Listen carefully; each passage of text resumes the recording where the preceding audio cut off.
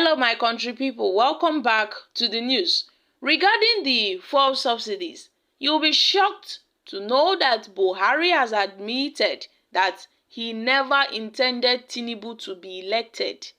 No wonder we were hearing of the Aso Rock cabals, those that were plotting within the Aso Rock to make sure that Tinubu does not emerge as the president of this country. We even got to hear that Aisha Buhari was even part of the Aso Rock cabals. There were a lot of stories going on the internet, spreaded like wildfire. The Aso Rock cabals, we were asking, who are those people? And then we got to see the policies implemented by Tinubu through Godwin Emefiele when he brought about the Naira redesign. And the APC said, oh, this policy is being targeted at Tinubu, because there are some people, they don't want Tinubu to win this election. Even the coalition of the northern groups have said Buhari never wanted Tinubu to win.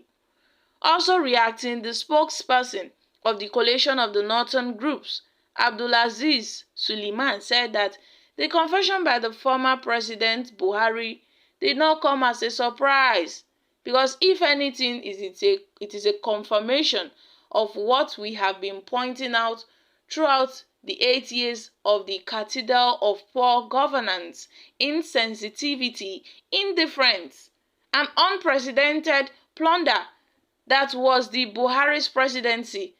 We, however, disagreed slightly with Buhari because everyone is aware now that he never wanted Tinubu to win and never worked for his victory. Instead, he supported policy directions and even encouraged actions that clearly aimed to subvert it. Now, the failure of Buhari's administration to announce the removal of the fuel subsidy was merely one out of the several indecisions, the lack of courage, the political will to tackle national issues around security, the economy, and the reintegration that characterized an administration wrapped in the crude cover of crass political optimism and breathtaking ineptitude. Now you see all these are being done under Buhari's administration. It is the part of the burdens of the shared legacy of Buhari's administration in the bombs, the bullets of insurgents, bandits, deteriorating standards of living as politicians, top government officials fleeced the poor of resources to develop officials whose personal greed and ambitions stride to the continuation of decay and destruction of this great nation and the people in it. He even treated some of us like enemies. He treated us like enemies. Buhari's confession is a part of the unfortunate 8 years under a ladder, under a leader, who had spent a large part of his life asking Nigerians to trust him, but ended up getting the nation critically endangered by officials who failed to lead with justice and sensitivity to its plural nature and the limitations of our political process. Buhari's confession has only proved that the nation was not wrong when he insisted that his image and his visions were not being served by quality and competence of almost all the people he assembled to work with him. And the nation, through this difficult period, we saw him through this difficult period. Now you see, this is to show that, yes, Buhari, who claimed he wanted to fight corruption, ended up increasing corruption in this country. This is a validation of those of us who reminded him daily that hunger was striking millions of homes, inflation was making life difficult day by day, people were losing jobs, businesses were closing down, infrastructure was decaying. Yet, what did he do? So you see, even Reverend Father Joseph Hayab had made it known, that is the Christian Association of Nigeria, the chairman of the Christian Association of Nigeria, Kaduna State chapter, said during Buhari's administration, most of the decisions and the actions taken were from a political lens and for their own political, success, regardless of how the citizens felt and what happened to them and the country. Nigerians have not heard the whole stories of the poor and the inhuman decisions that Buhari took when they were in power. You see, the honeymoon will soon be over, And we will hear from both sides who benefited from the system and those who were sidelined, those who couldn't speak due to fear. The government, this governance is about the people and national development. But sadly, Buhari and the members of his team brought every good thing down to the level that even outside the country, people were wondering if the citizens have brains.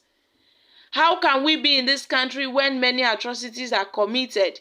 Now you see, they are now looking at us. Oh, the nation has turned into a zoo. So many things are going wrong in this country. President Buhari's administration revealed a deep-rooted problem in our political system. So the fact that Buhari, removed the fuel subsidy before Tinubu administration sets to kick in is to show that he never wanted to, he never wanted Tinubu to win. No wonder during the campaigns, there were so many talks going online on how Buhari refused to campaign with Tinubu. He refused to campaign with Tinubu now until Buhari came and made a statement where he said, well, due to his duties as the president, he cannot go from state to state with Tinubu to campaign. But he says his heart is with him and he supports him. But then that wasn't enough. It wasn't enough. We needed Buhari to show his support to Tinubu by, going on campaigns, telling the people how Tinubu will perform better. But he wasn't found. We couldn't see him until he got to a point whereby Nigerians were talking, oh, it is so clear that Buhari is not supporting Tinubu. People were putting pressure on Buhari until he had to make an official statement, and then the next week we got to see that he followed, Tinubu to a presidential campaign rally in one of the northern states in this country. And we were like, oh, so Buhari had finally bowed to the pressure, because it was so clear he was not in support of Tinubu's, candidacy. He wasn't in support of Tinubu emerging as the president. So my country people, this is a very, very, interesting fact. It is a very interesting fact. So guys, what are your thoughts concerning this? I know there's always a two-side, of a story. We have to hear from Buhari, we have to hear from Tinubu, and then we'll come to a conclusion what is really going on. So my country people, what are your thoughts concerning this? I'm dropping here, guys. Kindly share your thoughts in the comment section. Thank you. Bye for now.